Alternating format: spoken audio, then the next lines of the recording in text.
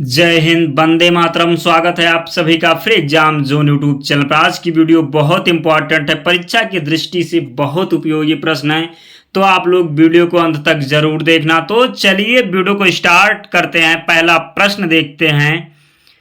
पुरी में रथ यात्रा किसके सम्मान में आयोजित की जाती है? तो पुरी में रथ यात्रा भगवान जगन्नाथ जी के सम्मान में आयोजित की जाती है, तो इसका राइट आंसर होगा भगवान जगन्नाथ। तो आपको ध्यान रखना है, प्रश्न बहुत इंपॉर्टेंट है।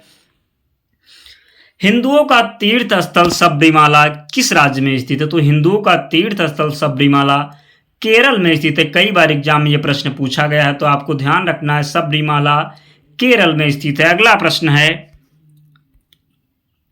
हॉर्नबिल फेस्टिवल जिसे त्योहारों के त्योहार के नाम से जाना जाता है, किस राज्य में मनाया जाता है? तो हॉर्नबिल फेस्टिवल जो है वो नागालैंड में मनाया जाता है। कहाँ पर? हॉर्नबिल फेस्टिवल नागालैंड में मनाया जाता है। हॉर्नबिल को त्योहारों के त्योहार के नाम से जाना जाता है। अगला प्रश्न है, प्रसिद्ध वार्षिक गंगा सागर मेला भारत के किस राज्य में आयोजित किया जाता है?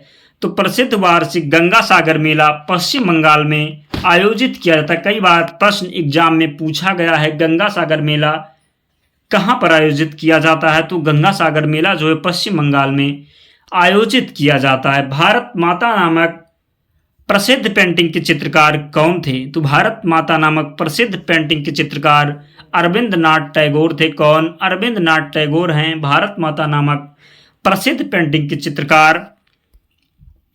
अगला प्रश्न, भारत में पहली बोलती फिल्म कौन सी थी? तो भारत में पहली बोलती फिल्म आलम आरा थी। कौन सी? आलम आरा है भारत में पहली बोलती फिल्म। कई बार एग्जाम में पूछा गया प्रश्न है, तो आपको ध्यान रखना है। अगला प्रश्न देखते हैं, चंडीगढ़ का रॉक गार्डन किसने बनाया था? तो चंडीगढ़ का रॉक गार्डन जो है वो नेक चंद ने बनाया था। किसने? रॉक गार्डन नेक चंद ने बनाया था। और रॉक गार्डन की बात करें तो ये चंडीगढ़ में स्थित है। माई कंट्री माई लाइफ नामक पुस्तक के लेखक कौन हैं? तो माई कंट्री माई लाइफ पुस्तक के लेखक LK आडवाणी हैं, लाल कृष्ण आडवाणी हैं। तो आपको ध्यान रखना है, माई कंट्री माई लाइफ पुस्तक के लेखक LK आडवाणी हैं।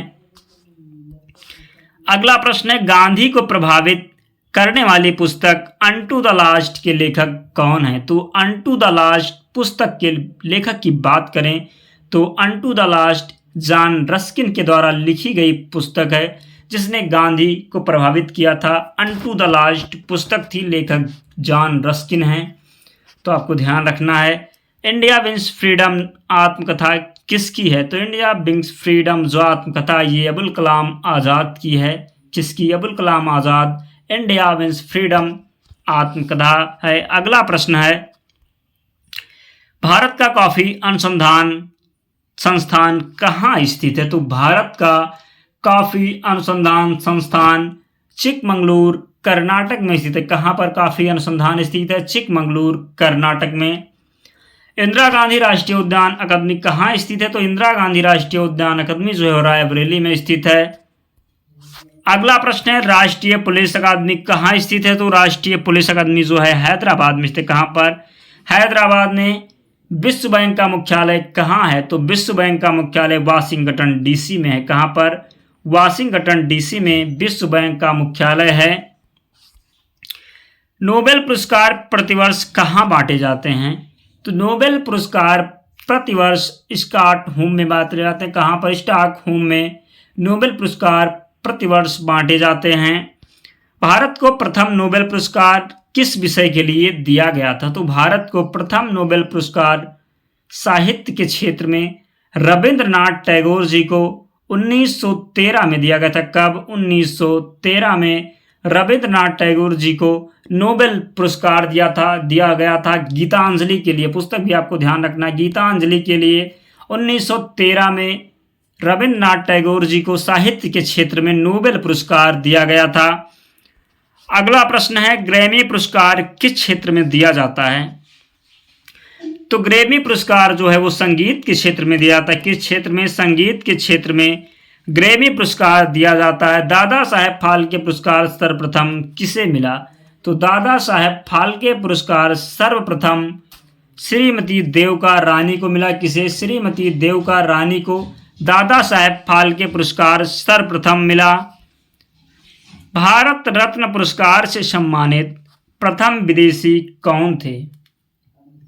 तो भारत रत्न पुरस्कार से सम्मानित प्रथम विदेशी खान अब्दुल गफ्फार खान थे। कौन? खान अब्दुल गफ्फार खान को भारत रत्न पुरस्कार से सम्मानित प्रथम विदेशी हैं। कौन? खान अब्दुल गफ्फार खान।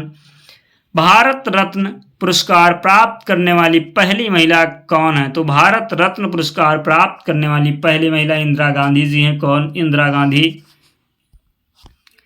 माउंट एवरेस्ट पर चढ़ने वाली पहली महिला कौन थी?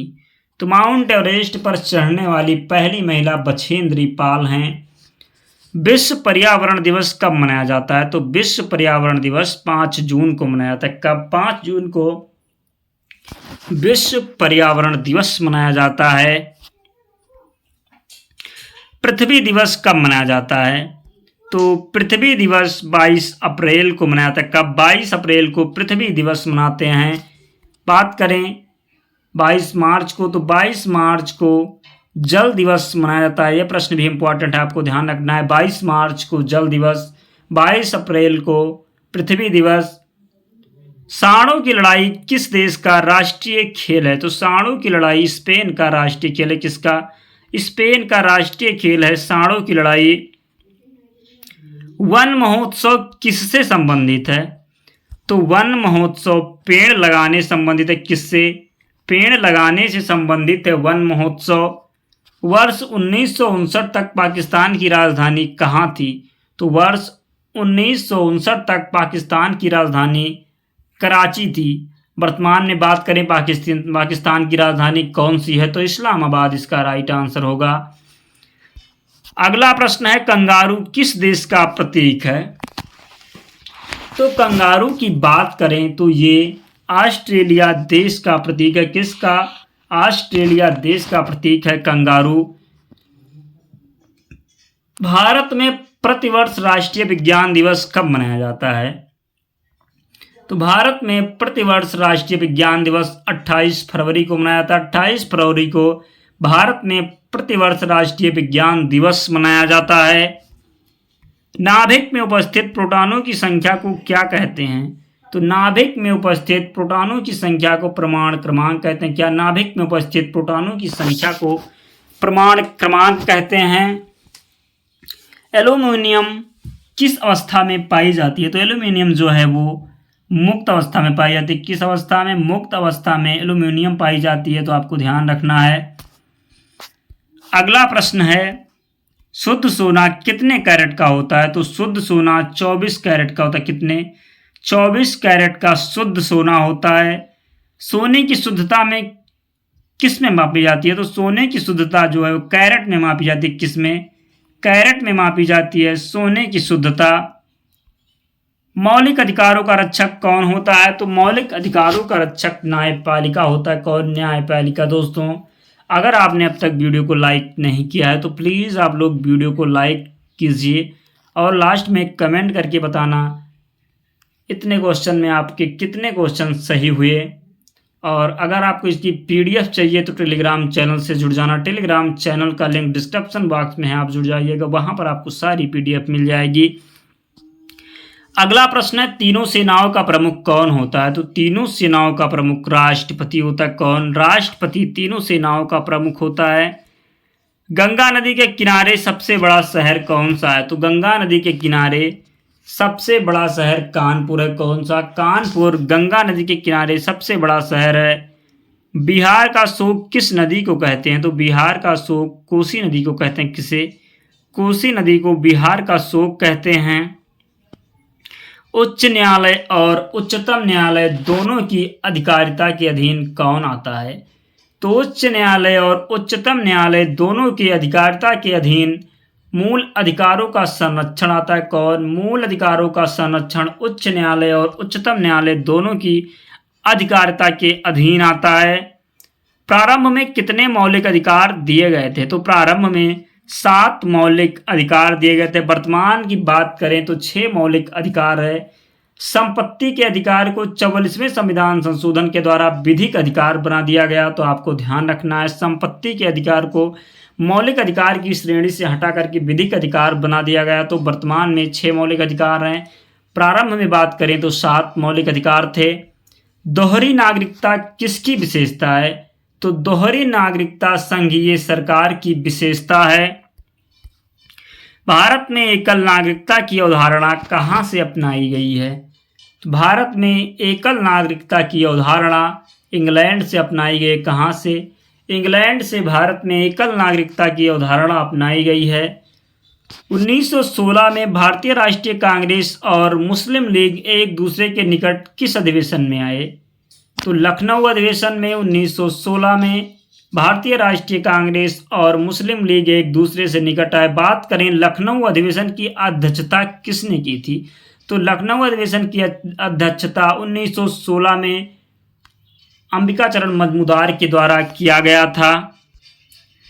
भारत किस गोलार्ध में स्थित है? तो भारत उत्तरी गोलार्ध में स्थित है। कहाँ पर? उत्तरी गोलार्ध में भारत स्थित है। क्षेत्रफल के मामले में भारत का कौन सा स्थान है? तो क्षेत्रफल के मामले में भारत का 7वां स्थान है। कौन सा? 7वां स्थान है क्षेत्रफल के मामले में भारत का। भारत की स्थलीय सीमा कितने देशों से लगती है? तो भारत की स्थलीय सीमा 7 देशों से लगती है। कितने देशों से? 7 देशों से भारत की स्थलीय सीमा लगती है। विश्व का सबसे बड़ा नदी द्वीप कौन सा है? तो विश्व का सबसे बड़ा नदी द्वीप माजुली द्वीप है। बात करें कहाँ स्थित? तो असम में स्थित है माजुली द्वीप। विश्व का सबसे बड़ा नदी द्वीप है। गंगा को राष्ट्रीय नदी कब घोषित किया गया? तो गंगा को राष्ट्रीय नदी 4 नवंबर 2008 को घोषित किया गया। कब? 4 नवंबर 2008 को गंगा को राष्ट्रीय नदी घोषित किया गया। दक्षिण भारत की सबसे लंबी और बड़ी नदी कौन सी है? तो दक्षिण भारत की सबसे लंबी और बड़ी नदी गोदावरी नदी है। अगला प्रश्न है, शिव समुद्रम जलप्रपात किस नदी पर स्थित है? तो शिव समुद्रम जलप्रपात कावेरी नदी पर स्थित है। कहाँ पर? कावेरी नदी पर शिव समुद्रम जलप्रपात स्थित है। भारत की सबसे बड़ी खारे पानी की झील कौन सी है? तो भारत की सबसे बड़ी खारे पानी की झील चिल्का झील है। बात करें चिल्का झील कहाँ स्थित है? तो उड़ीसा में स्थित है चिल्का झील। भारत की सबसे बड़ी खारे पानी की झील है।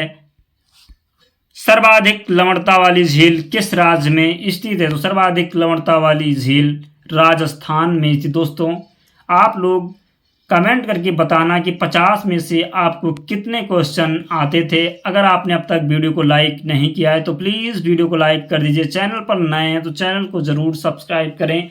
आपके लिए ऐसी वीडियो हम डेली लाते रहेंगे। तो मिलते हैं अगले वीडियो में, तब तक पढ़ते रहिए, स्वस्थ रहिए और सुरक्षित रहिए। जय हिंद।